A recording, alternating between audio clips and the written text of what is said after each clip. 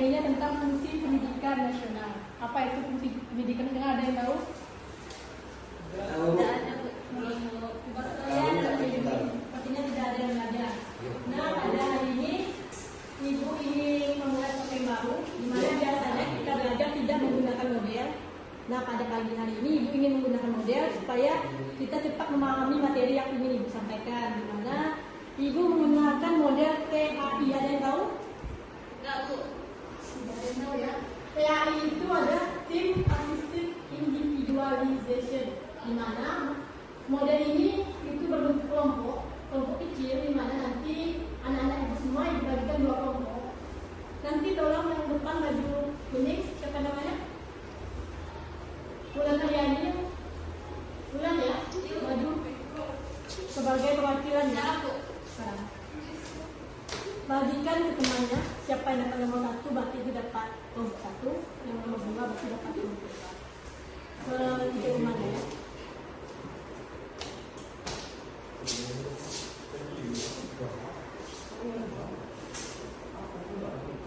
Bisa dibuka? Ada nomor berapa? Nomor 1. Ani? 2. Ren? 2. Itu sesuai kelompoknya, duduk di depan.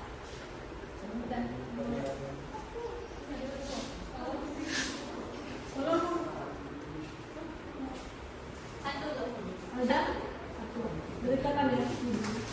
Yang belakang juga maju juga di depan. Oke, Ibu akan memberikan kuis. Baiklah, di sini Ibu mempunyai 5 soal, di mana satu soalnya itu memiliki poin 10. Nanti siap kodenya, siapa yang bisa jawab, kelompok 1 atau kelompok 2 angkat tangan langsung pas gitu ya. Kalau tidak bisa pas, kalau bisa langsung jawab. Dan mengerti cara mainnya? Tolong dibawa fokus ya. Cip.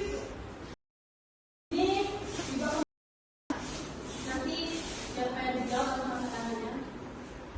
Soal pertama, dengarkan baik-baik. Bagaimana salah satu fungsi utama pendidikan? Oke, kelompok 1. Siapa yang menjawab benar atau ada? Ada. Ada. Baiklah, jawabannya menurut pendapat Horton dan Kuhn, lembaga pendidikan berkaitan dengan fungsi yang nyata, yakni sebagai berikut: mempersiapkan anggota masyarakat untuk mencari nafkah, mengembangkan bakat perseorangan demi kepuasan pribadi dan bagi kepentingan masyarakat. Baik, terima kasih. Masuk ke soal kedua. Ini baik untuk kelompok 2 ya. Kelompok 1 sudah 10 poin. Soal kedua, jelaskan apa saja peran dan fungsi pendidikan di Indonesia. Baik, kelompok 2, Hani. Pendidikan memiliki peran penting dalam upaya peningkatan sumber daya manusia ke arah yang lebih baik. Pendidikan diharapkan mampu membentuk peserta didik yang dapat mengembangkan sikap, keterampilan, dan kecerdasan intelektualnya agar menjadi manusia terampil, cerdas, serta berakhlak mulia. Sekarang soal ketiga, dengarkan baik-baik.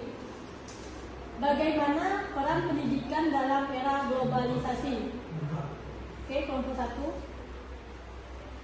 Mulai, silakan.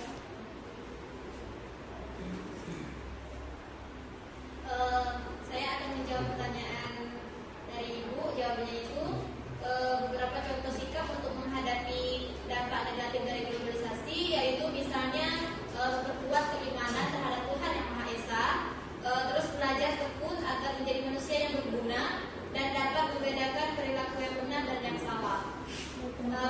Terus memperkuat rasa persatuan dan kesatuan bangsa. Baik, terima kasih. Sekarang tinggal 2 soal. Yang akan menentukan siapa yang mendapat kuis pada hari ini. Soal keempat yaitu baik. Apa saja faktor penyebab buruknya pendidikan di era globalisasi? Ada satu yang hebat ya.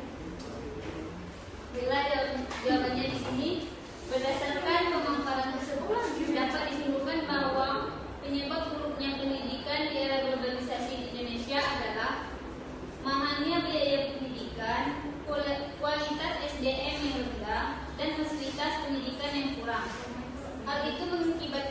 dan tidak berjalan dengan lancar. Sekarang soal terakhir, kelompok 2 kurang fokus. Bagaimana peran sekolah terhadap para pelajar untuk menghadapi dampak negatif globalisasi? Kelompok 1, bulan. Aku. Kami Bu. Duluan dulu kelompok 1 ya. Tidak adil Bu. Kelompok 2. Bulan silakan jawab. Bisa diulangi Bu? Tanya ya. Kalau diulangi boleh jawab lagi. Bagaimana peran sekolah terhadap para pelajar untuk menghadapi dampak negatif Bu. globalisasi? Mohon maaf kelompok 1 lebih dahulu ya. Bulan silakan.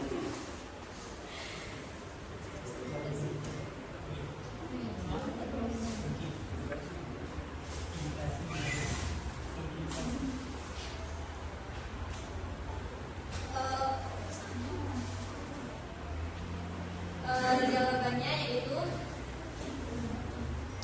beberapa contoh sikap untuk menghadapi dampak negatif dari globalisasi yaitu berbuat keimanan terhadap Tuhan Yang Maha Esa, belajar tekun agar menjadi manusia yang berguna dan dapat membedakan perilaku yang benar dan yang salah, terus memperkuat rasa persatuan dan kesatuan bangsa. Baik, terima kasih Ular. Di sini Ibu sudah dapat 4 poin dari kelompok 1. Kita mampu menjawab 4 soal, di mana kelompok 1 mendapat 40 poin. Atau di sini kita bikin kelompok 1 mendapat 80 poin. Sedangkan kelompok 2 hanya mendapat 20 poin. Untuk kelompok 2 lebih banyak belajar lagi. Kalian harus bisa mengerti materi yang Ibu sampaikan. Untuk itu Ibu sedikit jelaskan tentang materi pada hari ini. Baiklah, pada hari ini tolong dengarkan Ibu ya. Pada hari ini Ibu akan jelaskan materi yang berkaitan tentang fungsi pendidikan supaya Anda semua mengingat dan mengetahui apa itu fungsi pendidikan. Nah, pendidikan adalah pembelajaran pengetahuan, keterampilan, dan kebiasaan sekelompok orang yang diturunkan dari satu generasi ke generasi berikutnya melalui pengajaran, latihan, ataupun pendidikan. Nah, pendidikan secara umum adalah usaha sadar dan terencana untuk mewujudkan suasana belajar dan proses pembelajaran untuk peserta didik agar sedang aktif mengembangkan potensi dirinya. Secara garis besar, pendidikan bisa dijalani melalui 2 hal berikut. Pertama, yaitu pendidikan formal, yaitu pendidikan yang bisa didapat dengan mengikuti kegiatan ataupun program pendidikan yang terstruktur. Yang kedua, yaitu pendidikan non formal, merupakan pendidikan yang kita dapat melalui aktivitas kehidupan sehari-hari yang tak terikat oleh lembaga.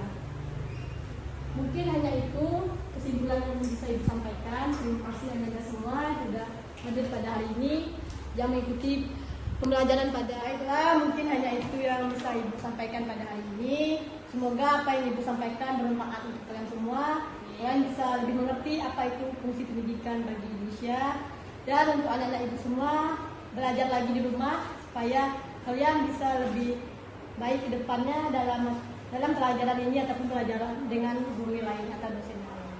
Mungkin hanya itu yang bisa Ibu sampaikan pada hari ini. Terima kasih untuk Anda semua. Ibu akhiri, wassalamualaikum warahmatullahi wabarakatuh. Waalaikumsalam warahmatullahi wabarakatuh.